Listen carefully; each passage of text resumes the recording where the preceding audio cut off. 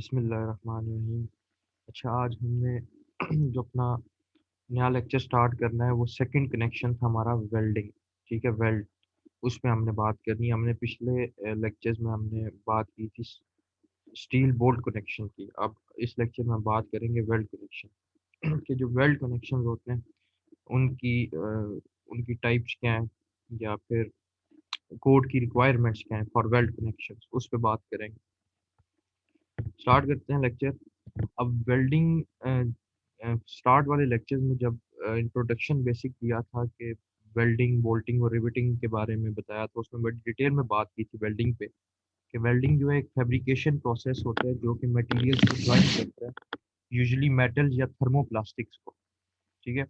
अब फैब्रिकेशन में बता चुका हूँ कि फैब्रिकेशन या मेटल फैब्रिकेशन किसको कहते हैं। बेसिकली जो मेटल स्ट्रक्चर्स की क्रिएशन होती है by cutting, by bending and by assembling processes, उनको हम कहते हैं फैब्रिकेशन।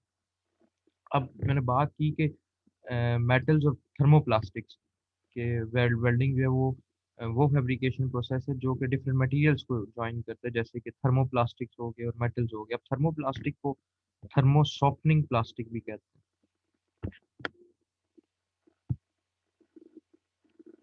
थर्मो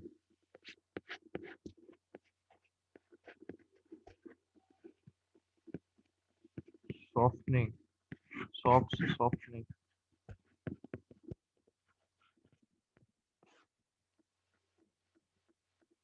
ठीक है। तो जो थर्मोप्लास्टिक्स हैं उनको थर्मो सॉफ्टनिंग प्लास्टिक भी कहते हैं। ये वो मटेरियल होते हैं जो कि सॉफ्ट हो जाते हैं जब इनको हीट किया जाए, और ये हार्ड होते हैं जब इनको कूल किया जाए। ठीक है, जैसे कि पीवीसी पॉलीविनाइल क्लोराइड है, पीवीसी पाइप्स होते हैं आपके पास। टेफ्लॉन भी थर्मो सॉफ्टनिंग है या थर्मोप्लास्टिक है। टेफ्लॉन बेसिकली ये कुकवेयर्स में यूज होता है, ये फ्राई पैन वगैरह टेफ्लॉन के होते हैं। इसके अलावा नायलॉन, नायलॉन ज़्यादातर आपकी क्लॉथिंग है या फिर कार टायर में एज रीइंफोर्समेंट यूज होता है रबर में। ठीक है। तो ये टेफ्लॉन हो गया, नायलॉन हो गया। पीवीसी यानी पॉलीविनाइल क्लोराइड, पीवीसी कहते हैं पॉलीविनाइल क्लोराइड को।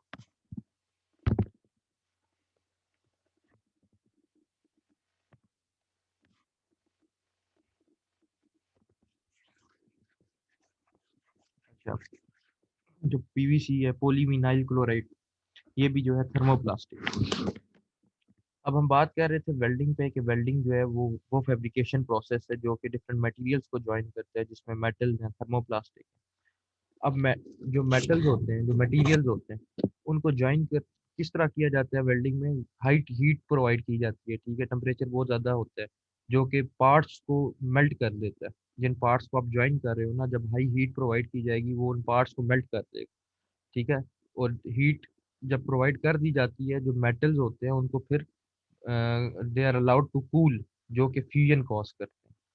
ठीक है। सबसे पहले ये होता है कि मेटल्स को ज्वाइन करने के लिए हाई हीट प्रोवाइड की जाती है जो कि मेल्ट कर देता है पार्ट्स को आपस में। ठीक है। और आफ्टर हीटिंग क्या किया जाता है, जो मेटल्स हैं उनको they are allowed to cool, उन्हें जो कि प्रोसेस काज करता है, जो क्या काज करता है, फ्यूजन, फ्यूज कहते हैं टू ज्वाइन।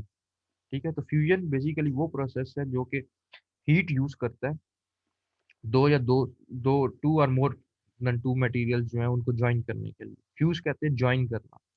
ठीक है। तो फ्यूजन प्रोसेस वही है कि that uses heat, that process that uses heat to join two or more material.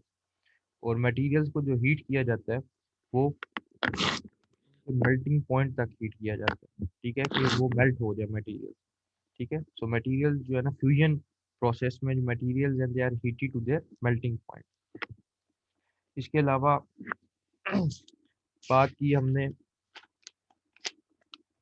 कि वेल्डिंग क्या है और वेल्डिंग में जो है फ्यूजन प्रोसेस क्या होता है। अब ये जो फ्यूजन वेल्डिंग है,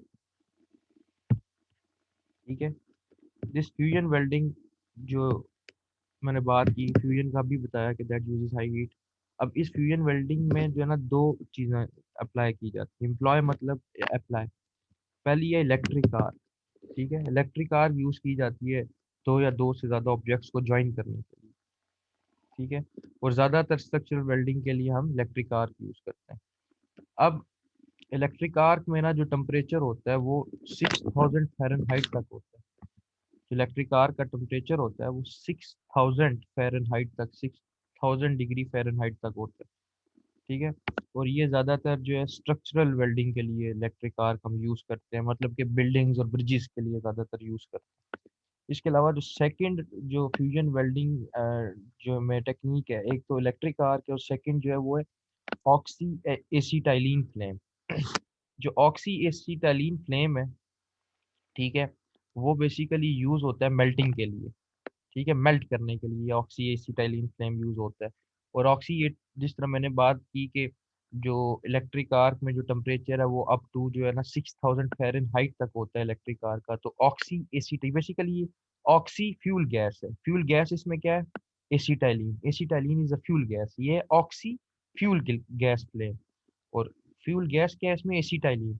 सो जो ऑक्सी एसिटाइलिन फ्लेम है ये बर्न करता है एट 6000 फ़ारेनहाइट। ठीक है, ये भी। एंड ये वो अकेला गैस जो गैस का फ्लेम है जो कि इतना ज़्यादा हॉट होता है कि तमाम कमर्शियल मेटल्स को ये मेल्ट कर देते हैं। ठीक है, ये एसिटाइलिन की मैं बात कर रहा हूँ, ऑक्सी एसिटाइलिन फ्लेम। इसका जो बेसिकली जो ये बेसिकली जो जलता है वो एक 6000 फ़ारेनहाइट पे जलता है। और ये अकेला वो गैस फ्लेम है जो कि इतना गर्म होता है कि तमाम कमर्शियल मेटल्स को ये मेल्ट कर देता है। ठीक है, तो ऑक्सी एसिटाइलिन को गैस वेल्डिंग भी कहते हैं। ठीक है, ये इलेक्ट्रिक आर्क वेल्डिंग है और ये गैस वेल्डिंग है, ऑक्सी एसिटाइलिन फ्लेम। ठीक है, तो मैंने बताया था कि ऑक्सी एसिटाइलिन फ्लेम जो है उसमें ये oxy basically fuel gas flame है। तो इसमें फ्यूल गैस जो है वो क्या है? एसिटाइलिन। और जो ऑक्सी एसिटाइलिन फ्लेम है इसको गैस वेल्डिंग भी कहते हैं और ये तमाम कमर्शियल मेटल्स को मेल्ट कर देता है। और इसके अलावा ये मिक्सचर किस चीज़ का होता है? Oxy acetylene. ये इसमें एसी मिक्सचर होता है एसिटाइलिन, ठीक है, जो कि फ्यूल गैस है, और ऑक्सीजन। ठीक है, सो ऑक्सी एसिटाइलिन फ्लेम जो है इसमें क्या क्या होता है? It is a mixture of acetylene. Acetylene क्या है? फ्यूल गैस है, एंड ऑक्सीजन। ये जो है ना बेसिकली फ्यूजन वेल्डिंग ये दो चीजें एम्प्लॉय करती है, ये चीज याद रखनी। अच्छा, उसके बाद जो वेल्डिंग है उसकी कैटेगरीज कितनी है? वेल्डिंग की दो लिहाज से कैटेगरीज हैं। एक according to the type of welding, welding की टाइप कौन सी है। अब वेल्डिंग की टाइप या तो ग्रूव वेल्डिंग हो सकती है, आगे हम बात करेंगे, फिलेट वेल्डिंग हो सकती है, प्लग वेल्डिंग हो सकती है, स्लॉट वेल्डिंग हो सकती है। ठीक है, ये अकॉर्डिंग टू द टाइप जो है ना वेल्डिंग को कैटेगराइज किया गया। सेकंड जो है वो हाउ वेल्डिंग इज डन, कि वेल्डिंग किस तरह की जाती है उस लिहाज से, कि वेल्डिंग किस तरह, हाउ वेल्डिंग इज डन उस लिहाज से जो है उसकी टाइप क्या है। फ्लैट वेल्डिंग की गई है, फ्लैट करनी है, हॉरिजॉन्टल करनी है, वर्टिकल वेल्डिंग करनी है, या फिर ओवरहेड वेल्डिंग करनी है। तो ये बेसिकली दो लिहाज से इनको कैटेगराइज किया गया है। एक के टाइप ऑफ वेल्डिंग के लिहाज से, and second how welding is done, flat, horizontal, vertical and overhead. तो ये बेस वेल्डिंग का जो है ना बेसिक इंट्रोडक्शन था। हम आगे चलते हैं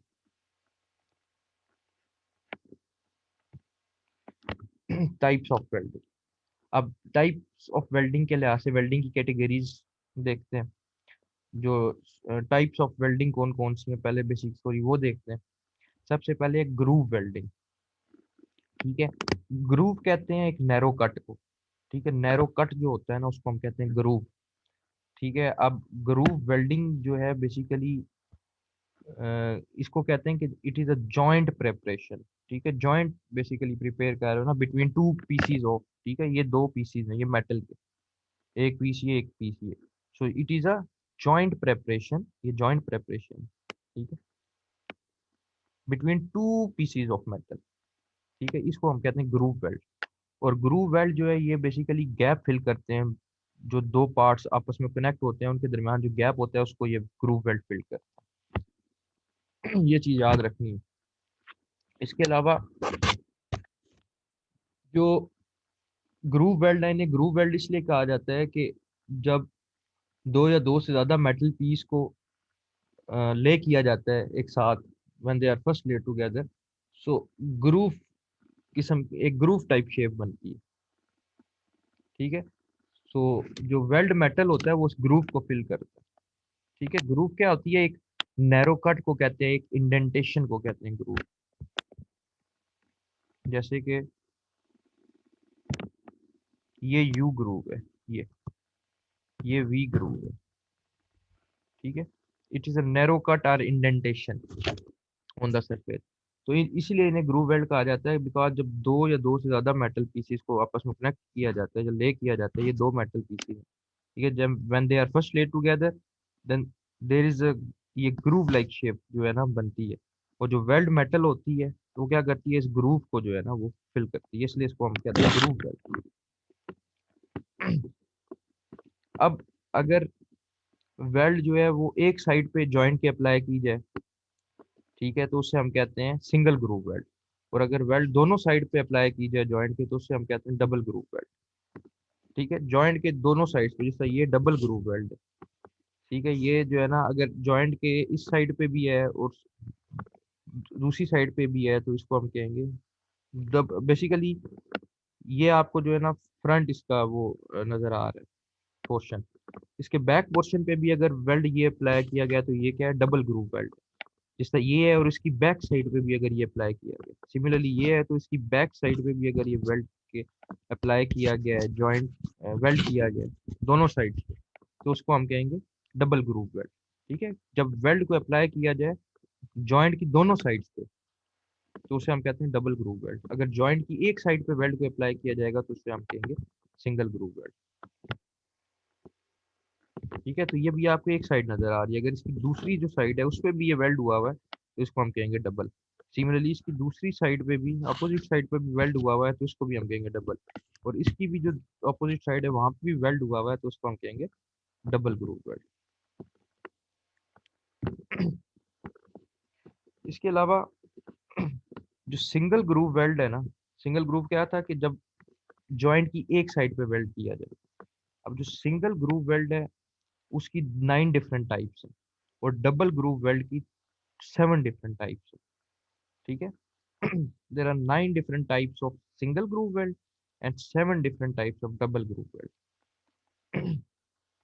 खैर हम इन टाइप्स को इतनी डिटेल में नहीं देखेंगे, जस्ट इंफॉर्मेशन देनी थी कि टाइप क्या है। इसको ये असाइनमेंट का एक पार्ट है ये क्वेश्चन, कि जो सिंगल ग्रुप वेल्ड की टाइप्स हैं और डबल ग्रुप वेल्ड की टाइप्स हैं वो कौन कौन सी हैं, विद फिगर आपने जो है ना उसको बना के या प्रॉपर डिटेल लिख के एक रिपोर्ट टाइप बना के, इसके अलावा भी क्वेश्चन होंगे सबमिट करवाने। अब सेकंड हम चलते हैं वेल्डिंग की टाइप पे। पहली थी ग्रूव वेल्डिंग, सेकंड है हमारे पास फिलेट वेल्ड। अब जो फिलेट वेल्ड है ये basically they do not penetrate the gap between the parts which are being connected. अब देखो ये जो है ना वेल्ड नजर आ रहा है, ये पेनिट्रेट नहीं किया इसने, ठीक है। जो गैप था इन दो पार्ट्स के दरमियान, जो गैप था ना जिसका ग्रूव वेल्ड था, वो पेनिट्रेट करता है जो गैप होता है between two parts being connected. ये जो फिलेट वेल्ड है ये बेसिकली ये पेनिट्रेट नहीं करता, जो दो पार्ट्स हैं दो मेटल के पार्ट्स के दरमियान जो जॉइंट जो स्पेस होती है उसको पेनिट्रेट नहीं करता।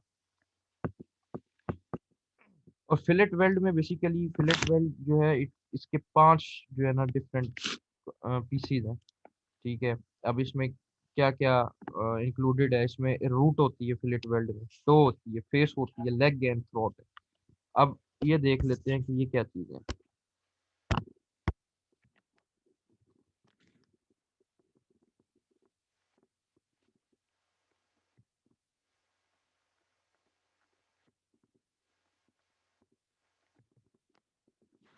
आपको स्क्रीन नजर आ रही है।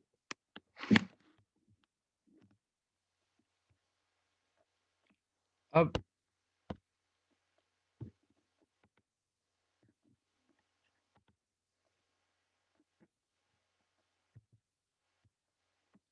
ये फिलेट वेल्ड है, ठीक है। अब फिलेट वेल्ड के जो 5 डिफरेंट पार्ट्स हैं, 5 डिफरेंट पीसीज हैं, वो क्या क्या है। उसमें सबसे पहले रूट होती है, ठीक है। अब रूट क्या है, रूट बेसिकली जो वेल्ड की रूट होती है ना, ये बेसिकली ये दो पार्ट्स है, ये एक पार्ट है, ठीक है। ये वाला फर्स्ट पार्ट था मेटल था, ये सेकंड मेटल था, इसको ना ये वेल्ड किया गया, ये डबल जो है ना वेल्डिंग है।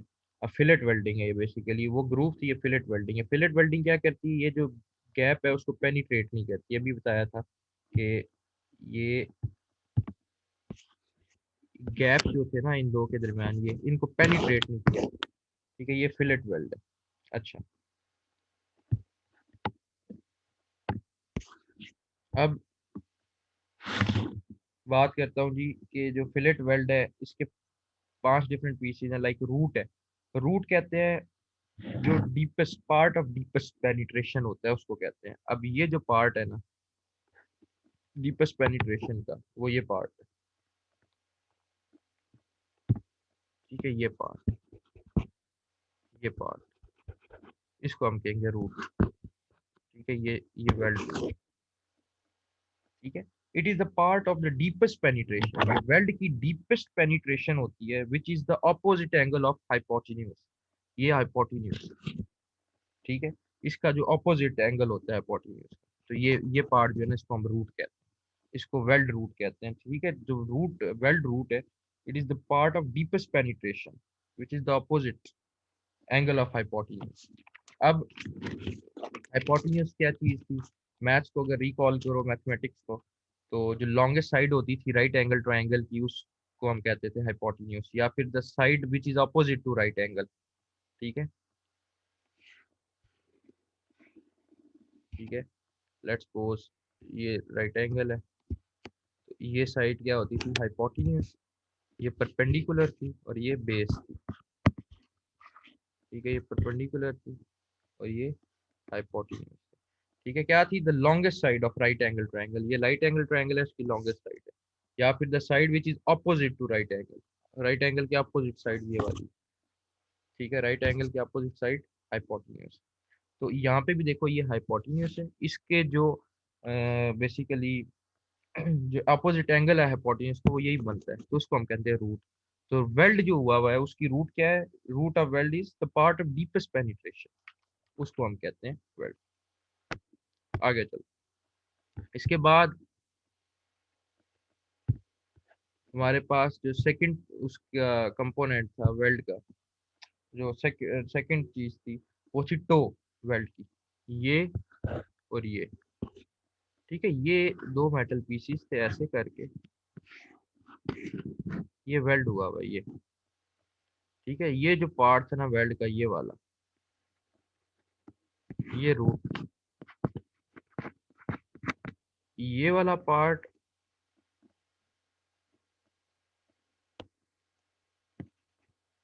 और ये वाला पार्ट, ये इसको हम कहते हैं लेग। अब लेग, सॉरी टो, लेग नहीं to,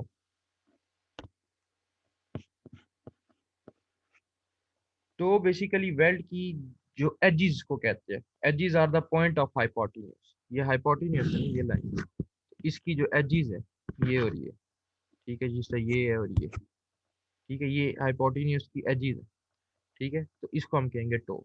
so toe of the weld are the edges are the points of hypotenuse. उसके बाद अगली चीज होती है फेस ऑफ द वेल्ड। अब फेस जो वेल्ड की होती है वो आउटर अपीयरेंस को कहते हैं, जो वेल्ड की आउटर जो विजुअल होती है, या फिर hypotenuse that you see when looking at the fillet weld, तो आप फिलेट वेल्ड को देख रहे होते हो, जो आप हाइपोटेन्यूज देखते हो उसको आप कहते हो, ठीक है। तो ये चीज फेस है, ये, ठीक है, ये सामने वाली जो आउटर विजुअल है, ठीक है, ये आउटर विजुअल है ना, ये चीज फेस है, ये जो चीज है ये फेस है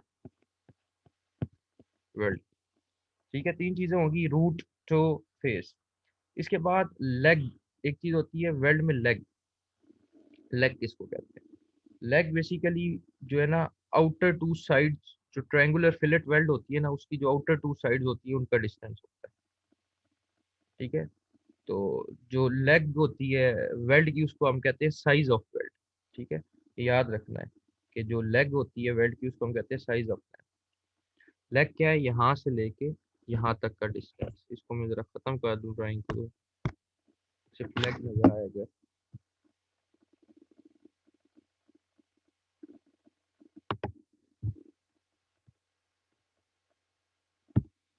ठीक है, ये लेग है, यहाँ से यहाँ तक का डिस्टेंस, ठीक है। जो दो आउटर साइड्स है ट्रायंगुलर फिलेट वेल्ड की, उसका जो डिस्टेंस है, या फिर यहाँ से लेके यहाँ तक का डिस्टेंस, मतलब अगर ये ट्रायंगुलर फिलेट वेल्ड है ना, तो यहाँ से यहाँ तक का डिस्टेंस लेग है और यहाँ से यहाँ तक का डिस्टेंस भी लेग है। लेग होती है साइज ऑफ वेल्ड को कहते हैं लेग, वेल्ड की लेग क्या होती है, साइज ऑफ वेल्ड। और दूसरी बात, वेल्ड बेसिकली यूं है, वेल्ड जो हुआ है ना, दो पार्ट्स जो वेल्ड हुए हैं, ये दो पार्ट वो यूं वेल्ड हुए हैं। ये जो लाइन है ना, ये बीच में ये थ्योरेटिकल लाइन है, ठीक है। ये जो डॉटेड लाइन लगी है, थ्योरेटिकल लाइन लगी है, ठीक है। असल वेल्ड ये है, ये वेल्ड है इस तरह, ये थ्योरेटिकल लाइन है, ठीक है। या इसको आप कह लो कि ये जो है ना लेग जो है, बेसिकली जो वेल्ड की लेग है वो, ये थ्योरेटिकल डिस्टेंस है कहाँ से कहाँ तक, जो फिलेट वेल्ड है, ट्रायंगुलर फिलेट वेल्ड, ये ट्रायंगुलर जो है ना ये थ्योरेटिकल है।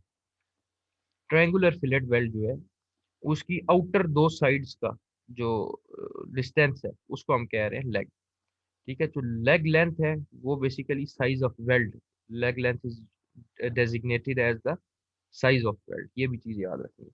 आखिरी चीज रहेगी थी थ्रोट। थ्रोट क्या होता है वेल्ड का? जो वेल्ड का थ्रोट है वो डिस्टेंस होता है from the centre of the face. Face क्या था, ये फेस थी, ये फेस थी ना, ये आउटर ये चीज यहाँ पे ये वाली फेस, ठीक है। यहाँ से लेके सेंटर, इस फेस के सेंटर, ये फेस का सेंटर है, यहाँ से लेके, ठीक है, distance from the centre of the face to the root of the weld. Weld की रूट क्या थी, ये रूट थी। तो ये जो डिस्टेंस है ये यहाँ से यहाँ तक, इसको हम कहते हैं थ्रोट, ठीक है। थ्रोट वेल्ड की क्या होती है कि distance from the centre of the face to the root of the weld. अब थ्रोट तीन तरह की है, एक है एक्चुअल थ्रोट, ठीक है। एक्चुअल थ्रोट क्या है? एक्चुअल थ्रोट होता है ये सामने, एक मिनट, ठीक है, ये रूट है, ये जो लाइन जा रही है ये रूट की है, ठीक है। क्या था डेफिनेशन, क्या थी कि distance from the centre of the face. अब एक फेस थ्योरेटिकल फेस है और एक जो है एक्चुअल फेस है, ये जो है ना ये वाला, ठीक है। ये कौन सा फेस है, ये एक्चुअल फेस है, ठीक है। तो एक्चुअल फेस से लेके रूट तक का डिस्टेंस क्या होगा, एक्चुअल थ्रोट। और ये जो डॉटेड लाइन थी ट्राइंगल की, ये ये क्या थी, ये थ्योरेटिकल लाइन थी। तो ये थ्योरेटिकल फेस इसका सेंटर हो गया, तो इधर से लेके यहाँ तक का डिस्टेंस जो होगा, ठीक है, उसको हम कहेंगे अफेक्टिव थ्योरेटिकल थ्रोट। ये जो थ्योरेटिकल थ्रोट, ठीक है, ये याद रखना, थ्योरेटिकल थ्रोट।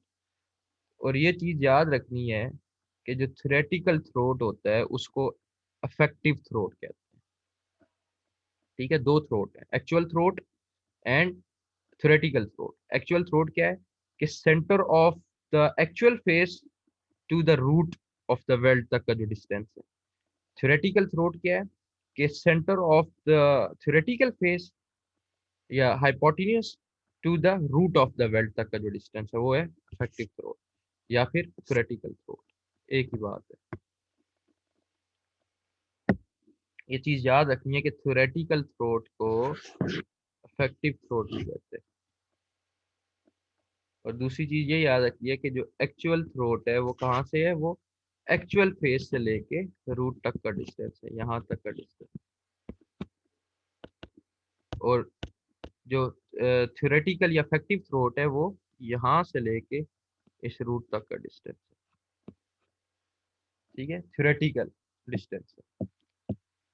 तो ये पांच बेसिकली कंपोनेंट्स थे वेल्ड के, क्या क्या थे, root, weld root, toe, face, leg, throat, इनका सही तरीके से पता होना चाहिए। तो ये बेसिकली वेल्ड के पांच डिफरेंट कंपोनेंट्स थे।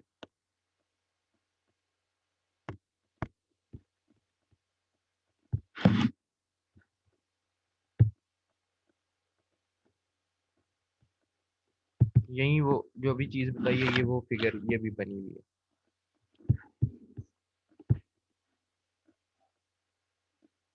इसमें भी वही चीज है, ये टो है,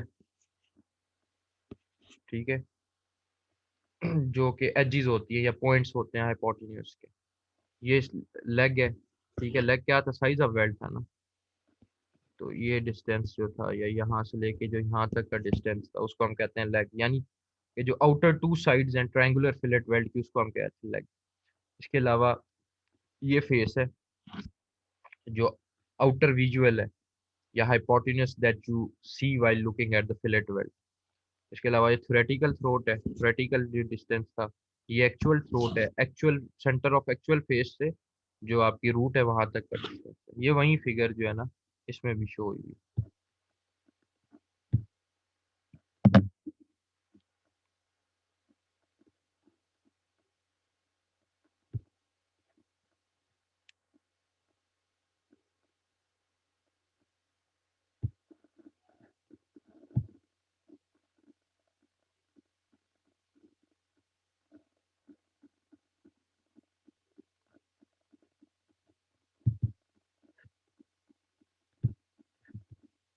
अच्छा, वापिस आते हैं फिलेट वेल्ट पे। तो याद रखना है फिलेट वेल्ट जो होता है, it basically it is type of belt that do not penetrate the gap. ठीक है, ये गैप को पेनिट्रेट नहीं कर सकता। ठीक है, जो दो पार्ट्स कंबाइन किए जाते हैं उनके दरमियान जो गैप है इसको ये पेनिट्रेट नहीं कर सकता, ये फिलेट वेल्ड है। तो ये जो है ना आपके सामने ये डबल फिलेट वेल्ड है कि दोनों साइड्स पे प्रोवाइड किया गया है, जॉइंट जो है उसकी दोनों साइड्स। और ये जो है एक जो फिलेट वेल्ड एक ही साइड पे प्रोवाइड किया जाता है, मतलब यही चीज अगर सिर्फ इसी साइड पे होती उस साइड पे ना होती तो ये सिंगल फिलेट वेल्ड। ठीक है, लेग लेंथ बताई थी कि वो जो थ्योरेटिकल ये फिगर बन रही थी, तो यहाँ से यहाँ तक जो थी वो लेग लेंथ यानी साइज ऑफ वेल्ड, या यहाँ से यहाँ तक का डिस्टेंस, ये क्या था, इसको हम कहते हैं लेग लेंथ।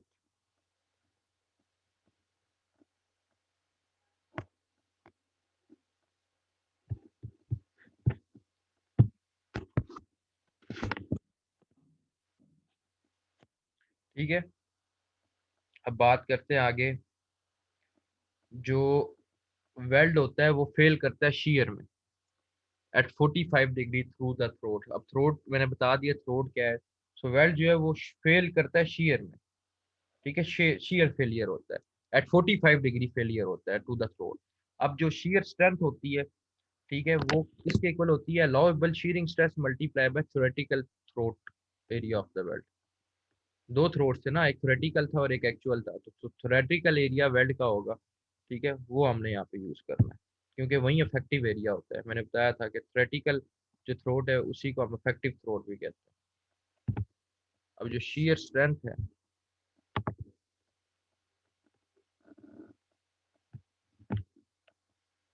शीयर स्ट्रेंथ होती है F. Let's suppose shear strength है, वेल्ड स्ट्रेंथ को शीयर स्ट्रेंथ कह रहे हैं, और अलाउएबल शीयरिंग स्ट्रेस क्या है, टॉ।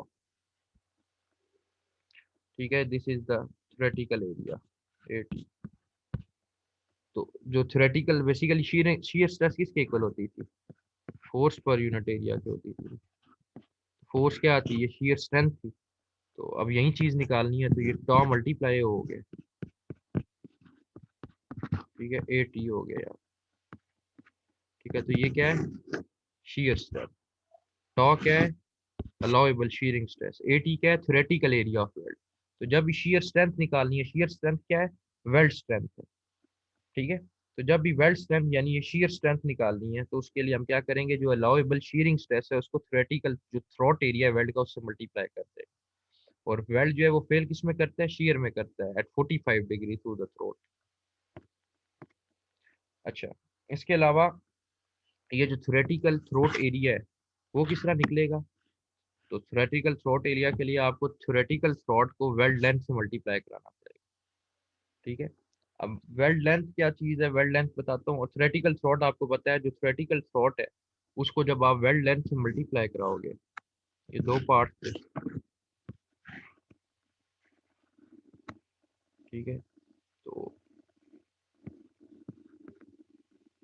थ्रोट क्या थी थ्योरेटिकल, ये रूट से लेके ये जो हाइपोटेन्यूस है यहाँ तक का डिस्टेंस, ये थी थ्योरेटिकल थ्रोट।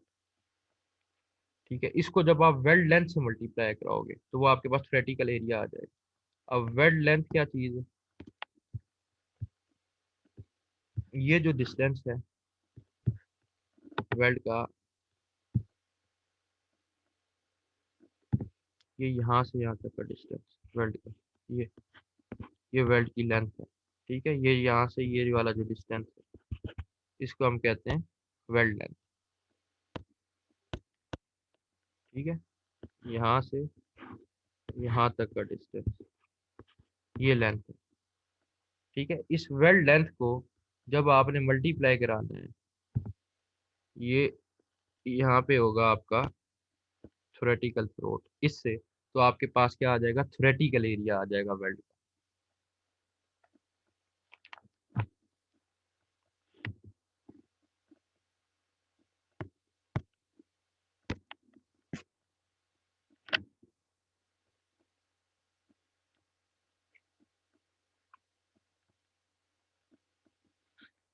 ठीक है, अब ये जो आपके पास फिगर बनी हुई है,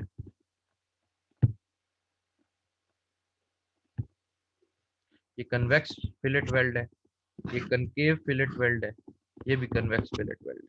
तो आपको पार्ट्स वो बताए मैं, जो मैं आपको बता चुका हूँ। ठीक है, तो रूट क्या है, लेग्स क्या है। ठीक है, तो ये जो शेप होती है, ये कौन सी शेप होती है, ये कन्वेक्स शेप होती है। तो ये जो फिलेट वेल्ड है, ये concave fillet weld, sorry convex fillet weld. ये जो है शेप, ये कनकेव शेप है ये वाली।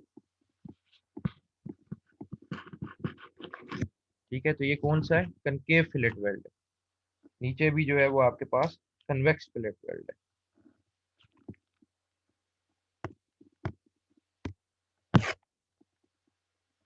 अच्छा, अब जो थ्रोट होता है, थ्रोट की थिकनेस कितनी होनी चाहिए, इफेक्टिव थ्रोट थिकनेस। तो बेसिकली इफेक्टिव थ्रोट क्या था, वही था ना थ्योरेटिकल थ्रोट। तो जो थ्रोट है उसकी थिकनेस कितनी होनी चाहिए, वो थिकनेस जो होती है वो, ये फार्मूला याद रखना है, वो होती है 0.707 मल्टीप्लाई लेग साइज।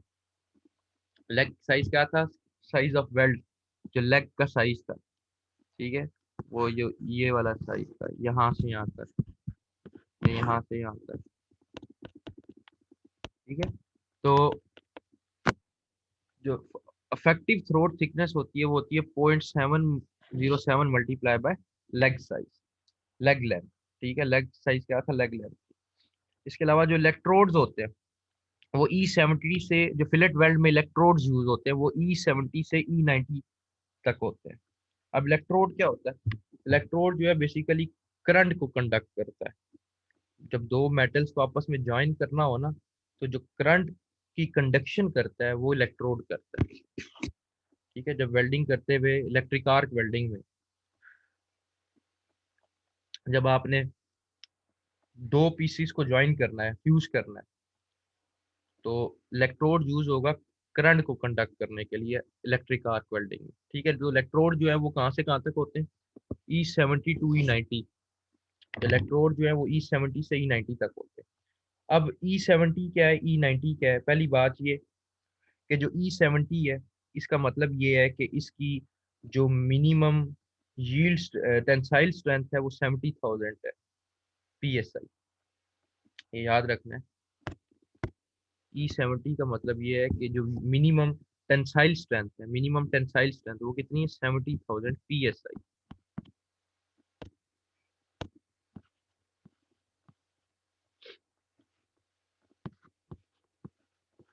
यूनिट जो है वो PSI में होगा। E90 का क्या मतलब है कि टेंसाइल स्ट्रेंथ कितनी है, 90,000 PSI।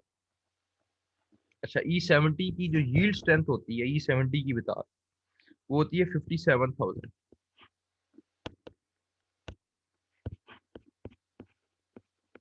PSI। ठीक है, E70 की मिनिमम टेंसाइल स्ट्रेंथ 70,000 PSI और मिनिमम जो यील्ड स्ट्रेंथ है वो 57,000 PSI। E90 की जो मिनिमम टेंसाइल स्ट्रेंथ है वो 90,000 PSI और मिनिमम यील्ड स्ट्रेंथ जो है वो 77,000 PSI होती है। ये टेबल में वैल्यूज गिवन होती है। ठीक है, जो इलेक्ट्रोड टेबल है। सो जो इलेक्ट्रोड यूज होते हैं फिलेट वेल्ड में, वो कहाँ से कहाँ तक यूज होते हैं, E70 से E90। तो ये जो है ना बेसिकली, आगे मैं बताऊंगा इलेक्ट्रोड की डेजिग्नेशन क्या होती है। E70 ये पूरा एक नंबर होता है, आगे इसकी डेजिग्नेशन से क्या मुराद होता है। तो अभी जो है ना ये पता होना चाहिए, ई का मतलब क्या है, इलेक्ट्रोड। ये शो कर रहा है कि E stand indicate that this is an electrode, और 70 उस बता रहा है कि how strong this electrode is when welded. जब वेल्ड किया जाएगा उस इलेक्ट्रोड की स्ट्रेंथ कितनी होगी, कितना स्ट्रांग होगा इलेक्ट्रोड। तो 70 का मतलब ये है कि वो 90 के मुकाबले में कम स्ट्रांग है। 70 का मतलब ये है कि मिनिमम टेंसाइल स्ट्रेंथ जो है 70,000 psi है, और 90 का मतलब क्या है कि जो मिनिमम टेंसाइल स्ट्रेंथ है वो 90,000 psi। तो ये चीज पता हो। और ये यूनिट क्या है, E70 और E90 में जो यूनिट क्या है उसकी स्ट्रेंथ मालूम करने की इलेक्ट्रोड की, वो है psi, पाउंड पर square inch, thousands of psi।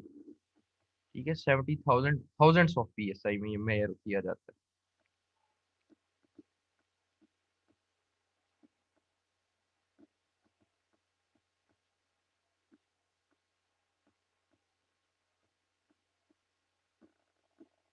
अच्छा, इसके बाद कुछ वेल्ड्स में ना एंड रिटर्न्स भी प्रोवाइड किए जाते हैं। ये एंड रिटर्न चाहे मैं एक फिगर देखता हूँ, अगर मेरे पास है तो मैं आपको दिखा देता हूँ।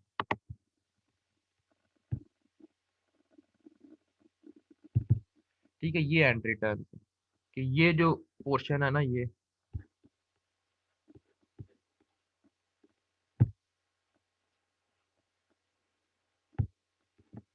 इस पोर्शन को कहते हैं एंड रिटर्न, ये वाला पोर्शन। ठीक है, यहाँ साइज्मिक जोन्स वगैरह में जहाँ पे ये अर्थक्वेक ज्यादा आते हैं, जहाँ पे ये आपके स्टील स्ट्रक्चर्स हो, तो वहाँ पे ये ना ये फिलेट जब वेल्डिंग की जाती है, फिलेट वेल्डिंग, तो उसके साथ ये एंड रिटर्न्स भी प्रोवाइड किए जाते हैं। ठीक है, ये जो पार्ट जो है एंड रिटर्न हो गया, जो पार्ट जो यहाँ से जिसने जो ये था ना वेल्ड, ये साइड पे जो है ना ये रिटर्न, इसको कहते हैं एंड रिटर्न। ठीक है, तो ये एंड रिटर्न्स भी प्रोवाइड किए जाते हैं। ये याद रखना एंड रिटर्न होता क्या है, ये जो पोर्शन है इसको हम कह रहे हैं एंड रिटर्न। ठीक है, ये वेल्डिंग का ये पोर्शन।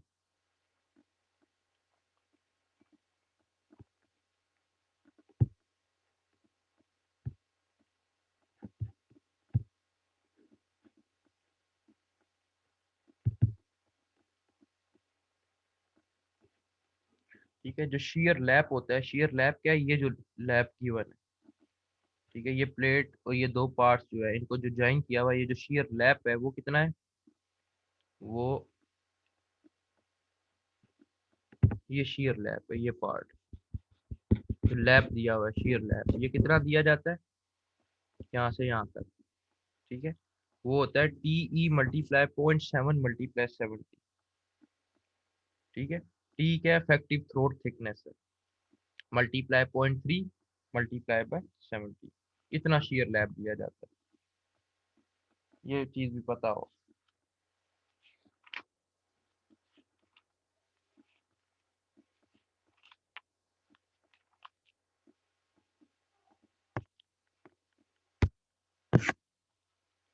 उसके बाद तीसरी टाइप थी प्लग वेल्ड। प्लग वेल्ड क्या होता है, अब जो प्लग वेल्ड है वो राउंड वेल्ड, प्लग वेल्ड को राउंड वेल्ड भी कहता है। जब भी दो मेटल के पीसीस को ज्वाइन किया, इस मेथड का बता रहा हूँ प्लग वेल्डिंग में क्या किया जाता है। जब दो मेटल के पीसीस को ज्वाइन करना हो तो एक होल ड्रिल किया जाता है टॉप पीस पे, जिस तरह ये आपको नजर आ रहा है।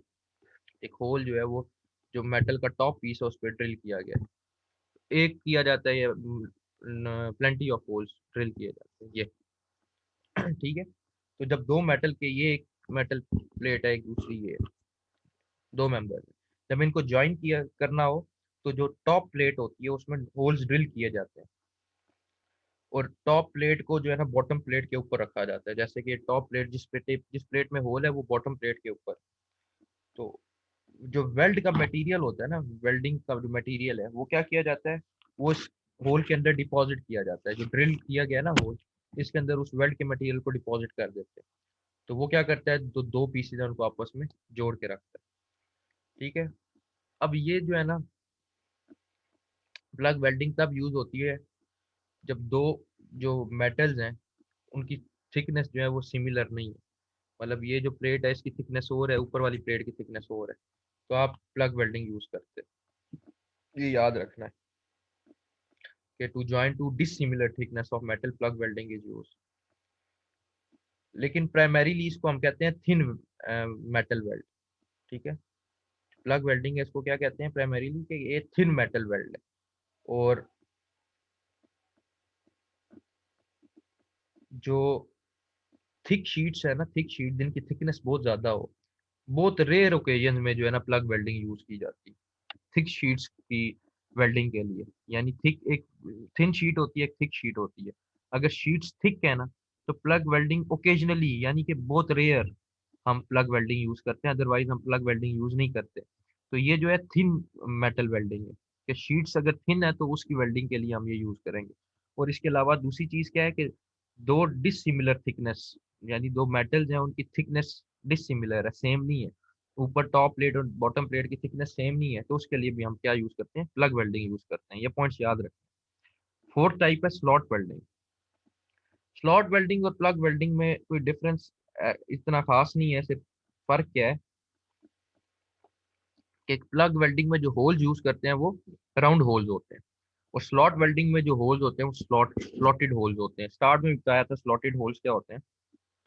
स्लॉटेड कहते हैं स्लॉटेड शेप के जो दो कर्व्स होते हैं उनको एक स्ट्रेट लाइन से मिला दिया जाए तो वो जो होल बनता है उसको हम कहते हैं स्लॉटेड होल, जैसे कि ये नजर आ रहे हैं। ठीक है, अब प्लग वेल्डिंग में की तरह ही है ये स्लॉटेड वेल्डिंग भी, लेकिन यहाँ पे होल जो होते हैं वो इलोंगेटेड होते हैं स्लॉट वेल्डिंग में। और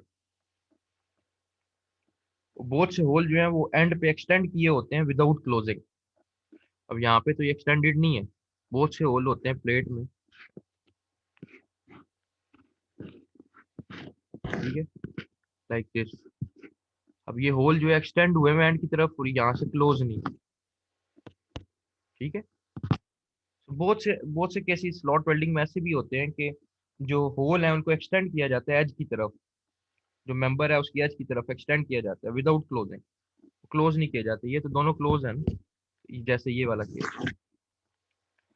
तो एक एंड होल का ओपन भी हो सकता है स्लॉटेड वेल्डिंग में, जैसे कि ये एक एंड जो है उस होल का ओपन है। अब इस होल को या तो कम्प्लीटली मेटल जो है वेल्ड मेटल से फिल किया जाता है या पार्शली फिल किया जाता है। या तो कम्प्लीटली यहाँ पे वेल्ड मेटल होगा या फिर पार्शली फिल किया जाएगा, दोनों जो है ना सूरत है। तो बाकी स्लॉट वेल्डिंग और जो प्लग वेल्डिंग है उसमें कोई खास डिफरेंस नहीं था, सिर्फ होल की लॉन्गेशन जो स्लॉट वेल्डिंग में होती है वो जरा वो इलोंगेटेड होल होती है और उसमें राउंडेड होल्स होते हैं, जैसे नजर आ रहा है कि ऊपर राउंडेड होल्स है, नीचे इलोंगेटेड होल्स।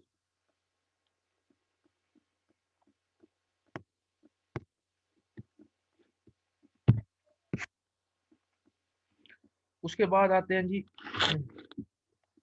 फोर्ज वेल्डिंग, जो वेल्डिंग प्रोसेसेस है। अब फोर्ज, पहले फोर्ज वेल्डिंग बताने से पहले फोर्ज का मतलब क्या होता है। फोर्ज कहते हैं किसी भी चीज को हीट करके और फिर उसकी हैमरिंग करके बनाना।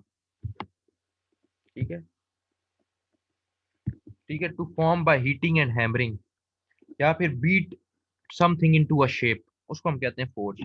जो फोर्ज वेल्डिंग है इसको कहते हैं सॉलिड स्टेट वेल्डिंग, कि सॉलिड स्टेट में ही वेल्ड की जाती है। ठीक है, सॉलिड स्टेट वेल्डिंग प्रोसेस है फोर्ज वेल्डिंग। ठीक है, सॉलिड स्टेट वेल्डिंग का मतलब ये है कि जो मेटल और मेटल का जॉइंट होता है उसको जो बनाया जाता है वो सॉलिड स्टेट में बनाया जाता है।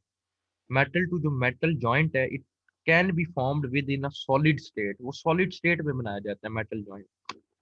ठीक है, जो दो पीसीस को आपस में जोड़ा जाता है, जो जॉइंट बनता है, मेटल टू मेटल होगा ना, दो मेटल की प्लेट्स है।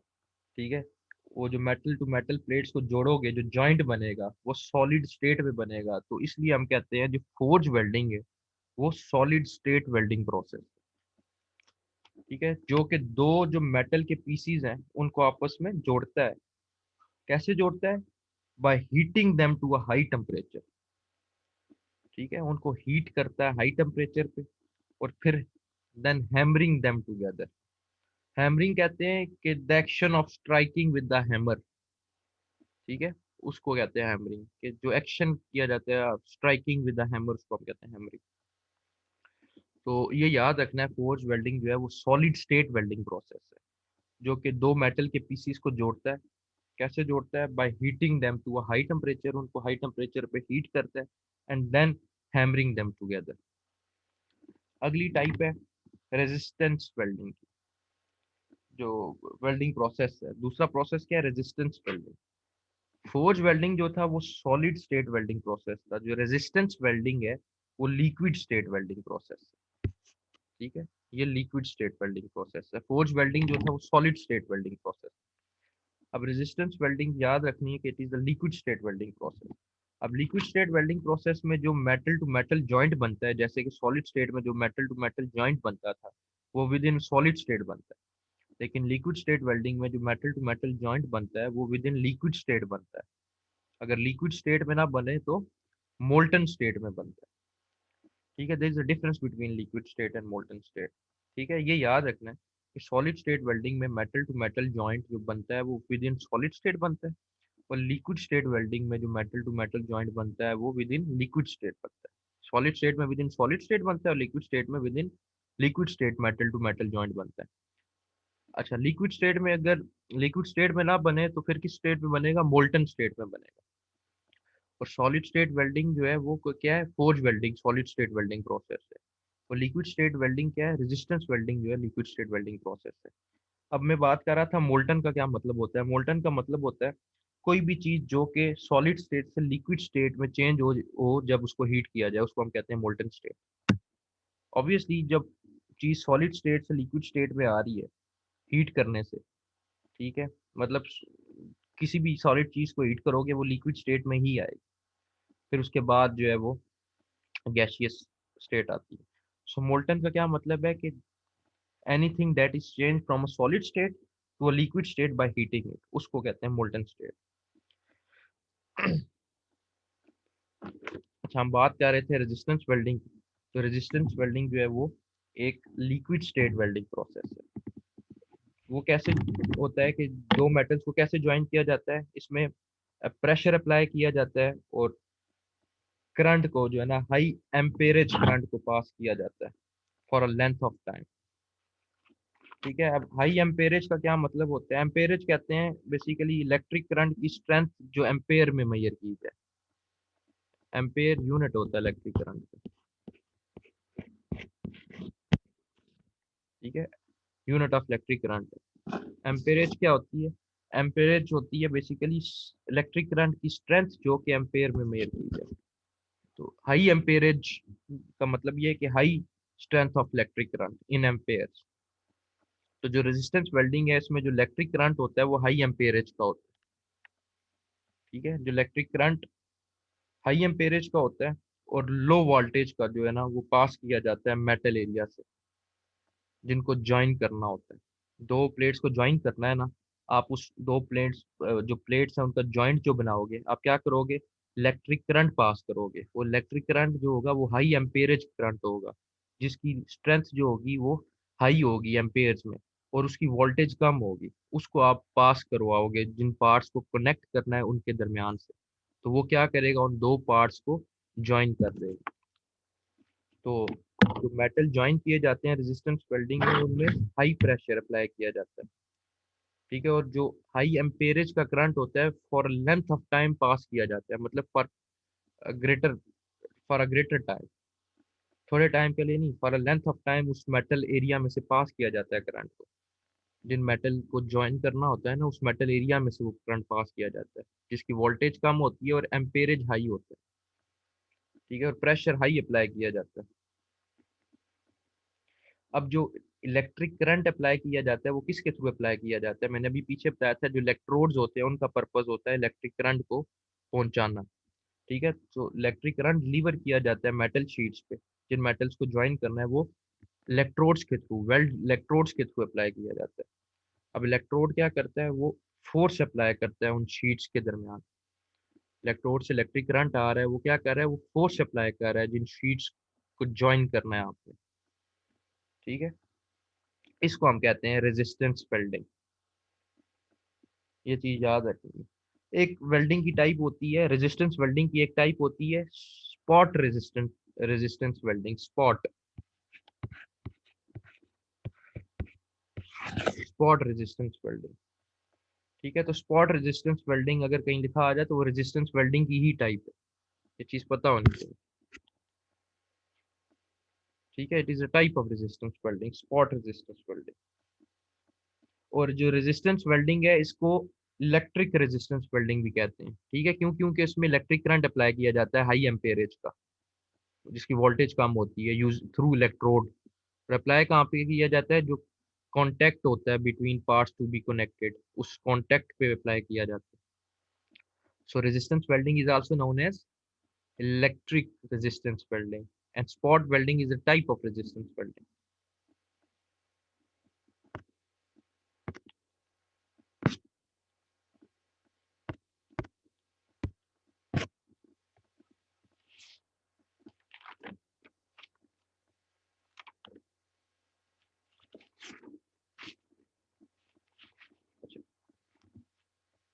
उसके बाद हम बात करते हैं जी फ्यूजन वेल्डिंग की। पहली वेल्डिंग प्रोसेस, पहला हमने कौन सा देखा? Forge welding. सेकंड देखा रेजिस्टेंस वेल्डिंग। अब थर्ड जो प्रोसेस है वो है फ्यूजन वेल्डिंग। इस तरह वेल्डिंग की जो टाइप्स हमने देखी थी, वो हमने ग्रूव वेल्डिंग देखी, हमने फिलेट वेल्डिंग देखी, हमने स्लॉट वेल्डिंग देखी, हमने प्लग वेल्डिंग देखी। और वेल्डिंग प्रोसेस में फोर्ज वेल्डिंग, रेजिस्टेंस वेल्डिंग, और अब ये फ्यूजन वेल्डिंग। अब फ्यूजन वेल्डिंग, ये फिगर से देखते हैं। जो फ्यूजन वेल्डिंग है ना, इसमें भी, इस प्रोसेस में भी हीट यूज की जाती है, दो या दो से ज्यादा मटेरियल्स को ज्वाइन करने के लिए। अब यहाँ पे क्योंकि हम मेटल्स की बात कर रहे हैं, ठीक है, तो और मेटल्स में भी हम बेसिकली जो है ज्यादा हमारा फोकस स्टील पे है। तो दो पार्ट्स को ज्वाइन करने के लिए, मैं कहता हूँ दो मेटल्स को ज्वाइन करने के लिए हम हीट यूज करते हैं। ठीक है, फ्यूजन वेल्डिंग के प्रोसेस में। और मटेरियल्स को या दो मेटल्स को कितना हीट किया जाता है? उनके मेल्टिंग पॉइंट तक हीट किया जाता है कि वो मेल्ट हो जाए। ठीक है, they are heated to their melting point. ठीक है, इतना हीट अप्लाई किया जाता है।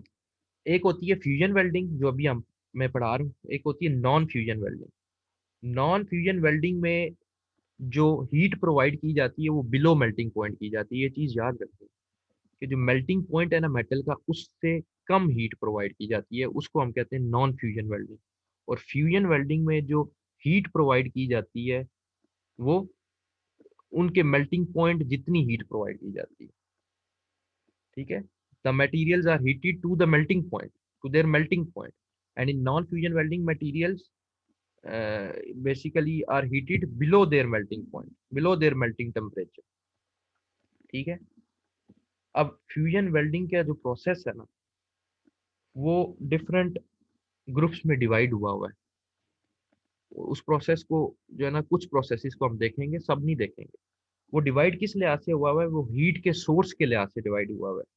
ठीक है, हीट का सोर्स कौन सा है? अब चार डिफरेंट टाइप्स हैं फ्यूजन वेल्डिंग की। ठीक है, ये सबसे पहली गौर से सुनना। पहली टाइप है इलेक्ट्रिक आर्क वेल्डिंग। दूसरी टाइप है गैस वेल्डिंग। तीसरी टाइप है इलेक्ट्रिकल रेजिस्टेंस वेल्डिंग। और चौथी टाइप है हाई एनर्जी वेल्डिंग। अब इन चार टाइप्स की फिर सब टाइप्स हैं, जैसे कि सबसे पहले मैं बात करता हूँ गैस वेल्डिंग की। तो गैस वेल्डिंग वेल्डिंग की फर्दर दो सब टाइप्स हैं। गैस वेल्डिंग में सबसे पहले, मतलब गैस वेल्डिंग में एक टाइप क्या आती है, सब टाइप, ऑक्सी फ्यूल वेल्डिंग। मैंने बताया था कि ऑक्सी फ्यूल गैस वेल्डिंग, जिसको स्टार्ट में बताया था ऑक्सी एसिटाइलिन वेल्डिंग, ये गैस वेल्डिंग प्रोसेस का जो है ना हिस्सा है। दूसरा जो प्रोसेस था वो था इलेक्ट्रिकल रेजिस्टेंस प्रोसेस वेल्डिंग का। उसकी सब टाइप क्या थी? Resistance spot welding and resistance seam welding. जैसे अभी मैं रेजिस्टेंस वेल्डिंग पढ़ा रहा था, उसमें मैंने बताया था कि spot welding is a type of resistance welding. तो इसी तरह एक स्पॉट वेल्डिंग है रेजिस्टेंस वेल्डिंग की टाइप, और एक सीम वेल्डिंग है। सो रेजिस्टेंस वेल्डिंग में रेजिस्टेंस स्पॉट वेल्डिंग आती है और रेजिस्टेंस सीम वेल्डिंग आती है। जो तीसरा प्रोसेस था high energy welding process. High energy welding process में फिर फर्दर दो सब टाइप है, एक है इलेक्ट्रॉन बीम वेल्डिंग ईबीडब्ल्यू, और एक है लेजर बीम वेल्डिंग एलबीडब्ल्यू। ठीक है, और चौथी जो लास्ट प्रोसेस था आर्क वेल्डिंग। आर्क वेल्डिंग में फिर फर्दर सब टाइप्स हैं, इसमें shielded metal arc welding, metal inert gas welding, metal active gas welding, tungsten inert gas welding, plasma arc welding, submerged arc welding. तो ये फर्दर टाइप्स हैं arc welding processes की। ये भी आपके असाइनमेंट का पार्ट है। ये जितनी टाइप्स मैंने बताई हैं फ्यूजन वेल्डिंग की, ठीक है, according to the source of heat, ठीक है, हर टाइप को एक्सप्लेन करना है डिटेल में विद फिगर्स भी ड्रॉ करनी है, प्रॉपर उनकी वर्किंग लिखनी है और क्यों यूज होती है वो भी बताना है, ठीक है। तो ये जो है ना, चार different basically according to the source of heat main groups थे फ्यूजन वेल्डिंग के: electric arc, gas, electrical resistance and high energy welding. फिर इनकी फर्दर सब जो टाइप्स थी वो मैंने बताई है। जैसे मैंने बताया रेजिस्टेंस वेल्डिंग में रेजिस्टेंस स्पॉट वेल्डिंग है और रेजिस्टेंस सीम वेल्डिंग है, ठीक है। तो रेजिस्टेंस वेल्डिंग जो है ना, वो किसके थ्रू की जाती है? वो इलेक्ट्रोड्स के थ्रू की जाती है। High energy welding using electron beam और लेजर बीम की जाती है, ठीक है। जो हाई एनर्जी वेल्डिंग वेल्डिंग है उसके लिए आप या इलेक्ट्रॉन बीम यूज करते हो या लेजर बीम यूज करते हो। रेजिस्टेंस वेल्डिंग में आप इलेक्ट्रोड्स यूज करते हो। इलेक्ट्रोड क्या आप सप्लाई करते हैं? इलेक्ट्रिक करंट सप्लाई करता है, ठीक है। गैस वेल्डिंग में आप फ्यूल गैस यूज करते हो, ठीक है। गैस वेल्डिंग में फ्यूल गैस क्या है? एसिटाइलिन। आर्क वेल्डिंग में आप इलेक्ट्रिकल आर्क यूज करते हो, ठीक है। ठीक है, तो जिस तरह टंगस्टन इनर्ट गैस और मेटल इलेक्ट्रिक गैस, इनको हम देखते हैं आगे। तो फ्यूजन वेल्डिंग जो है वो बेसिकली इनको डिफरेंट हीट के सोर्सेज के लिहाज से ग्रुप किया गया डिफरेंट उसमें कैटेगरीज में। अच्छा, अब ये जो मेटल आर्क वेल्डिंग है, अभी मैं पढ़ रहा था, बता रहा था पीछे बात कर रहे थे हम फ्यूजन वेल्डिंग में, ठीक है। फ्यूजन वेल्डिंग में मैंने बताया डिफरेंट चार कैटेगरीज हैं सोर्सेज ऑफ हीट। अगर इलेक्ट्रिकल आर्क है तो वो आर्क वेल्डिंग है, गैस है तो गैस वेल्डिंग है। अब मैं आर्क वेल्डिंग की बात कर रहा हूँ, मेटल आर्क वेल्डिंग। जो मेटल आर्क वेल्डिंग है, ठीक है, उसमें से एक सोर्स ले रहा हूँ, इलेक्ट्रिक आर्क वेल्डिंग। जो आर्क वेल्डिंग है, मेटल आर्क वेल्डिंग, आर्क क्या होती है? ये आर्क है, ये सामने जो नजर आ रही है,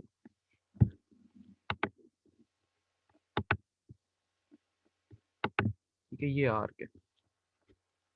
आर्क क्या है कि ये एक सस्टेन्ड स्पार्क है ना। सस्टेन्ड का मतलब होता है which is continuing for an extended time without interruption, extended time के लिए कंटिन्यू, ठीक है। ये एक सस्टेन्ड स्पार्क है।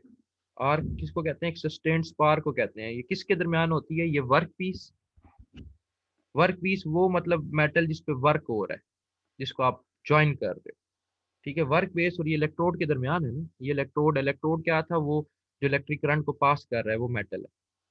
तो आर क्या है? ये सस्टेन्ड स्पार्क है between work piece and electrode, ऐसी है। इसके बाद जिस इंस्टेंट पे आर्क बनती है ना,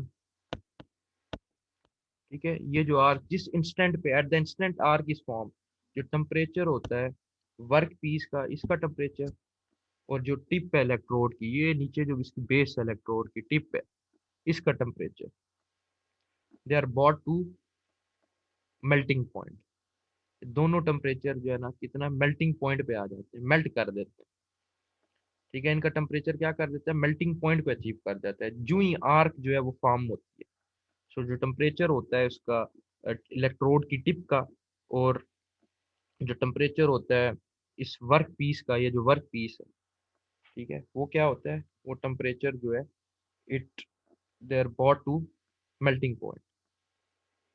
अब जो ही टिप, जो इलेक्ट्रोड की टिप मेल्ट करती है ना, ये नीचे जो टिप है, जो ही ये टिप मेल्ट करती है, वर्क पीस याद रखना, जिस पे मेटल पे काम हो रहा है उसको वर्क पीस कहते हैं, ठीक है। जो ही ये इलेक्ट्रोड की टिप मेल्ट करती है तो मोल्टन मेटल्स के टाइनी ग्लोब्यूल्स बनते हैं।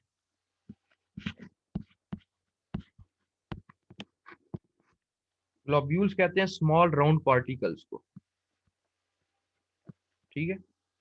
किसी भी सब्सटेंस के स्मॉल राउंड पार्टिकल। मैं बता रहा था कि इलेक्ट्रोड की टिप जो ही मेल्ट करती है तो मोल्टन मेटल के टाइनी ग्लोब्यूल्स बनते हैं, ठीक है।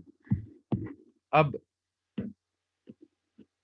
ठीक है, ये यहाँ पे जब वो मेल्ट करेगी ना, ये टाइनी ग्लोब्यूल्स बनेंगे, ये जो नीचे नजर आ रहे हैं मोल्टन मेटल के, यानी मेटल जो पिघल गया, ठीक है, यहाँ पे टाइनी ग्लोब्यूल्स बनेंगे। अब जो मोल्टन मेटल है, ठीक है, जिसके जिसके टाइनी स्मॉल राउंड पार्टिकल्स बन रहे हैं, जब when it is expose to air, ठीक है, तो जब एक्सपोज होगा एयर के साथ, तो ये किसके साथ केमिकली कंबाइन करेगा? ऑक्सीजन और नाइट्रोजन के साथ कंबाइन करेगा। मोल्टन मेटल की बात कर रहा हूँ। It combines with oxygen and nitrogen, और क्या बनाएगा? ऑक्साइड्स और नाइट्राइड्स बना देगा। अब ऑक्साइड्स और नाइट्राइड्स बनेंगे, वो क्या करेंगे? मोल्टन मेटल को ब्रिटल बना देंगे। मोल्टन मेटल ज्यादा ब्रिटल हो जाएगा। बताया था ब्रिटल और डक्टाइल में फर्क क्या है। ठीक है, और क्रोजिव रेजिस्टेंस बना देंगे उसको। ठीक है, इम्ब्रिटल एक चीज होती है। इम्ब्रिटल, इम्ब्रिटल का मतलब होता है टू मेक ब्रिटल।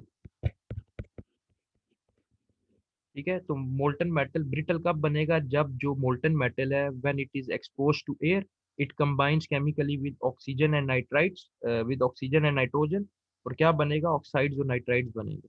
तो ऑक्साइड्स और नाइट्राइड्स बनेंगे, वो मोल्टन मेटल को क्या बना देंगे? ब्रिटल बना देंगे। लेकिन क्रोजिव रेजिस्टेंस भी बनाएंगे। क्रोजिव रेजिस्टेंस का मतलब क्या होता है? कि रेजिस्टेंस जो मटेरियल ऑफर करता है against reaction with adverse element that can corrode the material. ठीक है, क्रोजिव एक्शन क्या होता है? वो जंग वगैरह जो लग जाता है। क्रोजिव रेजिस्टेंस मतलब कि उसके अगेंस्ट रेजिस्टेंस प्रोवाइड करना, क्रोजन के अगेंस्ट।